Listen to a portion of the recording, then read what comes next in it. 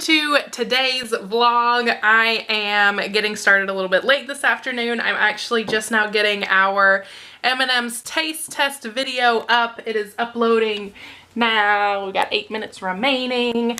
I'm in here with my little helper. Are you helping me? Marie, what are you doing? Got an itchies? Huh? You got an itchies? She's getting so big. We came home from doing some dog visits today, and Emma said that she had come all the way up the stairs, so she can now come up the stairs. She cannot make her way back down them yet, but she enjoys coming upstairs. So we're gonna have to get a gate because we don't want her just constantly coming up here, because we kind of have it more puppy-proofed downstairs. There's definitely some stuff, especially in Derek's office, like wires and cords and stuff that she does not need to be partaking in. But I figured, Marie, hello. Hi. Do you know your name? Are you getting so big? You're getting so big. Yeah. Are you growing? Did you get some water? Your little face is a little bit wet. Yeah. So anyways, we are getting ready to go play some tennis. We're trying to do some different exercises than we normally do to help our weight loss and our fitness program. So we went swimming earlier today, which it was a little bit cold, but we're gonna go and play some tennis. I got sunburned. I don't know if you guys can see, and I have some very, very, very weird tan lines. Like on this shoulder, from like here over, it's not burned, even though there was nothing over there. And then on this side, it is burned. So I'm not exactly sure what happened, but anyways. They are trying to play tennis. The only one that can actually play is that guy over there. That one.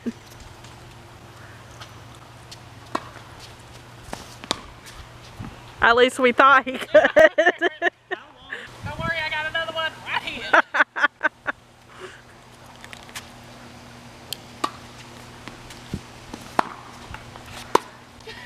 Oh, getting a game going on, are we? Do you see this, guys? The fence is like cut in half in the middle, which doesn't make any sense. That way, it's either going in the pool or in someone's yard. Yep. Or in somebody's window. I'm taking a break because Emma pegged me in the head with a tennis ball. I was leaning down at the net to get a ball, and it literally hit me like right here. Derek's like, watch out. It's like, what are the chances she's really gonna hit me? Wham! So anyways, I was feeling a little bit dizzy, so I sat down, but I'm good. Derek did the finger test and whatever, fall on my finger, fall whatever. So I'm sitting here watching them play while I take a little bit of a break. Oh yeah, well. I actually hit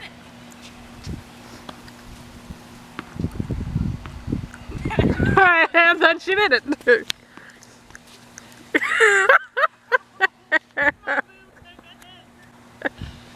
Come on. Ah.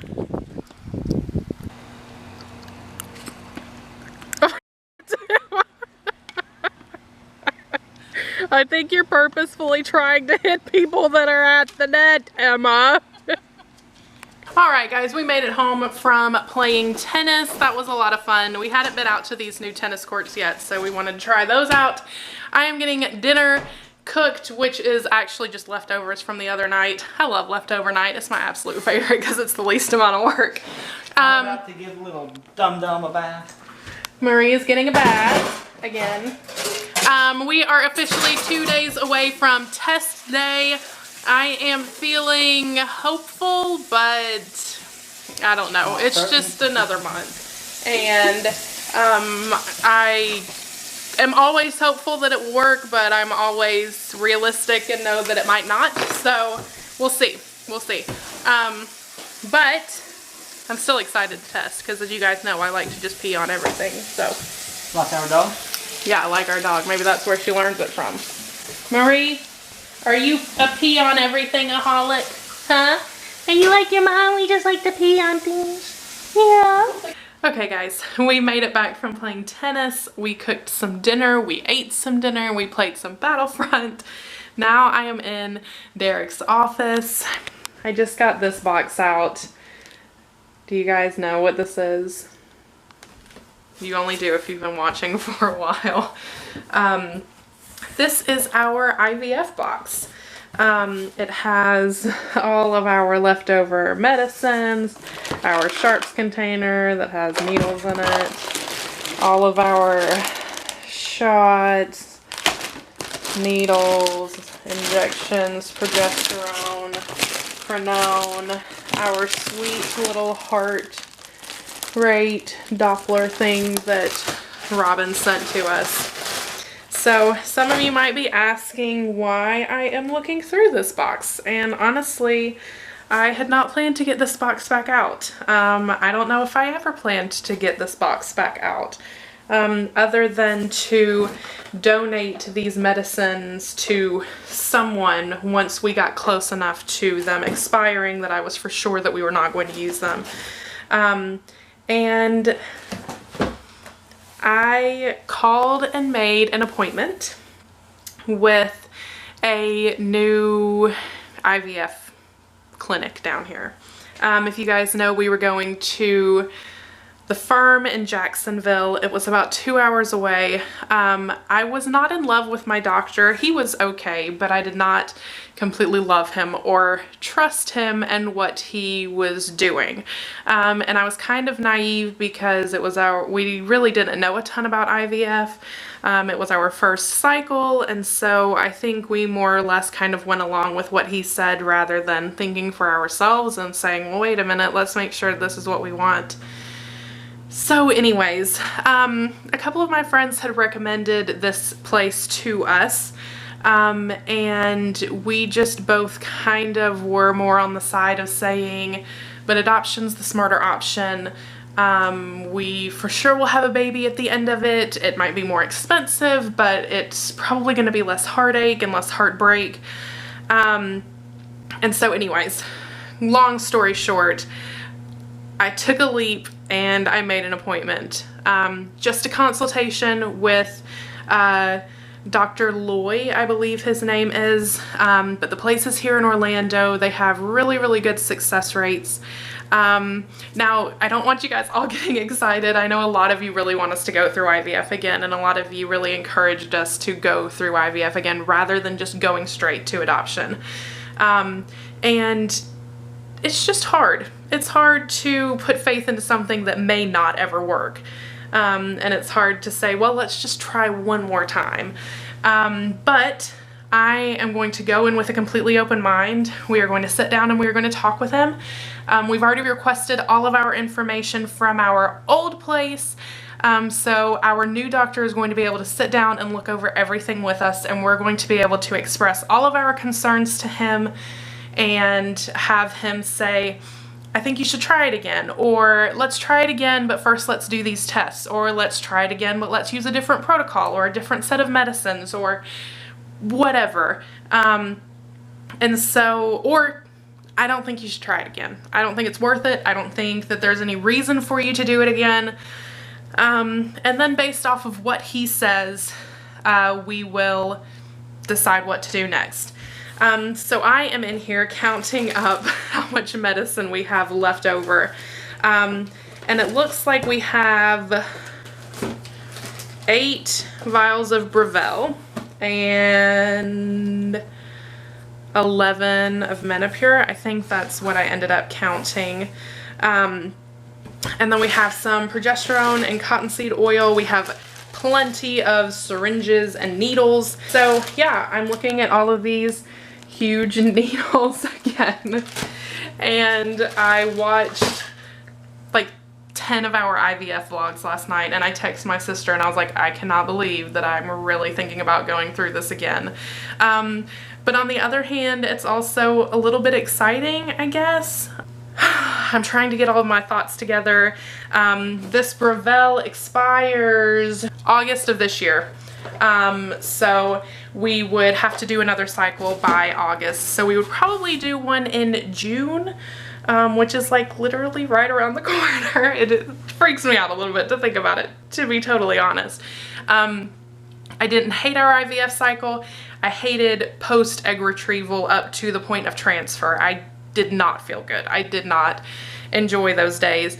I didn't realize how much pain I was in then, but looking back on it now, I realize like you were in rough shape. So if we go through another round of IVF, I want to make it as worth it as we can. I told Derek I want to do every single thing that we can possibly do to make this next round work if we're going to go through it again. So we are switching doctors if we go through this again. I've heard a lot of good things about this new doctor. The clinic is literally like 15 minutes away, so there will not be any 2-hour drives or any crazy stuff like that. I'm going to talk to him about medications. We are going to do acupuncture several times during the cycle and several times during our transfer.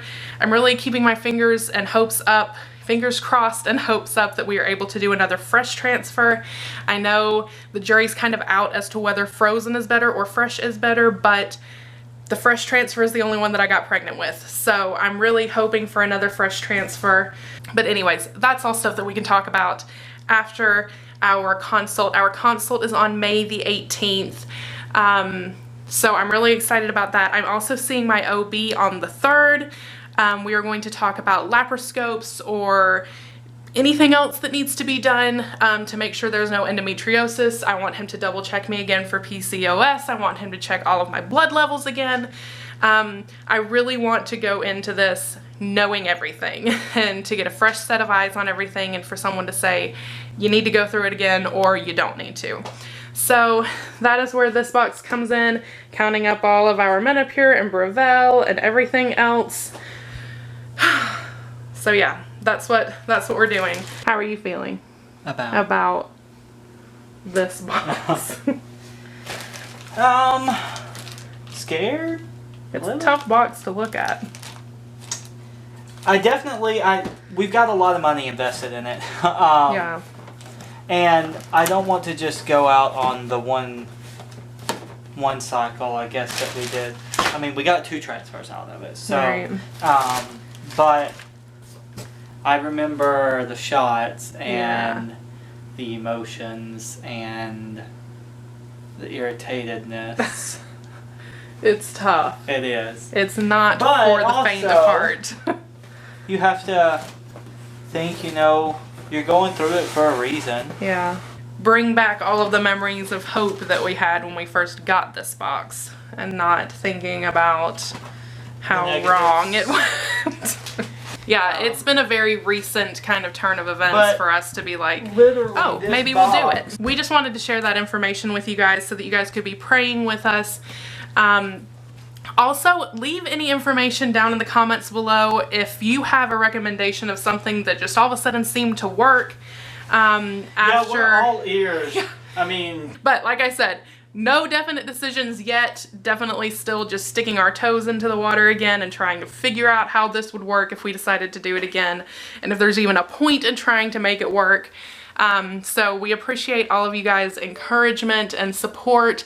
And I know sometimes it may seem like we go back and forth a lot, and honestly we do. But when you're talking about starting a family and you're talking about $30,000 and stuff like that, it's kind of hard to just know for sure what is the right way to go. So we're really just trying to make the best educated decision. Right. And it's just that a lot of people, we talk to you guys like we talk to each other. You guys know all of the deepest, darkest thoughts of our souls. And so when we have a change of heart or when we're starting to lean one way instead of the other way, you guys know. And it may be different tomorrow, but right now this is the way we're thinking and this is the way we're feeling. And so, I don't know. I just wanted to say that so you guys didn't think that we were just like wimps flopping back and forth on what we were going to do with our lives, even though we kind of do. But isn't that how adulthood is? There's hard decisions in life, and it's scary to have to make your own decisions, but that's being an adult, isn't it? This one's learning how to be an adult. Not really, though. Hers is still so little, but also so big at the same time. So we'll see you guys tomorrow. Tomorrow is Emma's graduation celebration day. We are going to 1900 Park Fair for breakfast, and then we are going to the parks for a while. So we will see you guys tomorrow. Be sure to check back at 6:30. We love you. Have a good night. Bye. Bye, guys.